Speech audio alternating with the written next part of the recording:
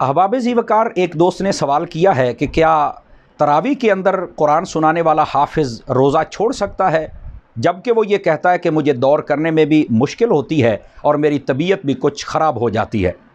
तो इसका जवाब ये है कि वो रोज़ा नहीं छोड़ सकता।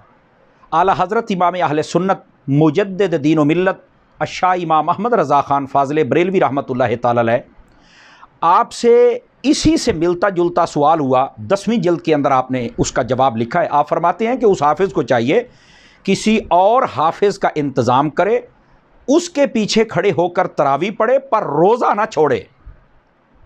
आपने दूसरी बात लिखी कि ये जो कहता है कि मेरी तबीयत कुछ ख़राब हो जाती है, फरमाया ये तो उज़्र बातिल लगता है, ये तो कम अक्ली और बेवकूफ़ी वाली बात कर रहा है। क्यों? फरमाया नबी करीम अलैहिस्सलाम ने इरशाद फरमाया सूमू तसिहू, रोज़ा रखो सेहत पाओ। तो ये कहता है मेरी सेहत ख़राब होती है, तो ये बात समझ में आने वाली नहीं है। और दूसरा फरमाया कुरान मजीद पढ़ने की वजह से, ये तो और समझ में आने वाली बात नहीं। कुरान मजीद में अल्लाह ताला ने खुद इरशाद फरमाया वनुनज़्ज़िलु मिनल कुरआनि मा हुवा शिफ़ाउन व रहमतुल लिल मुमिनीन, कि हमने कुरान मजीद इसलिए नाजिल फरमाया कि इसमें मोमिनों के लिए शिफा और रहमत है। तो ये कैसे कह रहा है कि मेरी तबीयत बिगड़ जाती है, रोज़े से सही होती है, कुरान में शिफा है? तो इसको सोचना चाहिए। तीसरी बात आपने इरशाद फरमाई कि कुरान मजीद तरावी में पढ़ना ये सुन्नत से ज़्यादा इसका दर्जा नहीं है, जबकि रोज़ा रखना फ़र्ज़ है। नफल और सुन्नत के लिए फ़र्ज़ को नहीं छोड़ा जा सकता।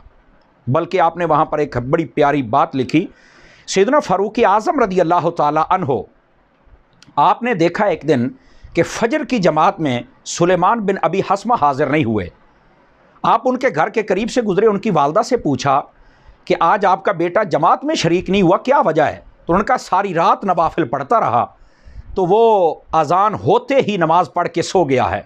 आपने फरमाया सारी रात नफल पढ़ने से मेरे नज़दीक बेहतर ये था कि वो बाजमात नमाज पढ़ता।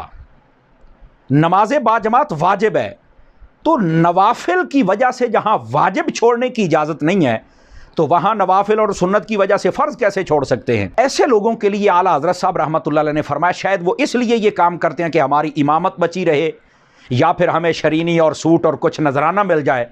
फरमाया अगर ये नीयत है तो उनकी मिसाल हज़रत अलीउल मुर्तज़ा वाली हदीस में मौजूद है। आपने वो हदीस बयान की। आप फरमाते हैं कि नबी करीम अलैहि सलाम ने इरशाद फरमाया जो बंदा फ़राइज़ छोड़कर नवाफिल और बाकी कामों में लग जाए, फरमाया उसकी मिसाल ऐसे है जैसे हामिला औरत वज़ाए हमल के वक्त उसका बच्चा गिर जाए। उसने 9 महीने तकरीबन तकालीफ बर्दाश्त की, लेकिन उसके हाथ कुछ नहीं आया। ऐसे ही वो बंदा कि जो सारा कुछ करता रहा लेकिन फ़राइज़ छोड़ता रहा, उसके हाथ में भी कुछ नहीं आएगा।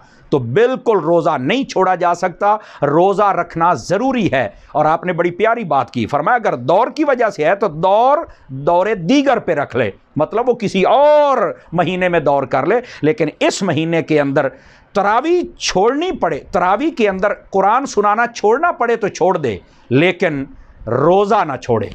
अल्लाह ताला हम सब को समझने की तौफीक अता फरमाए।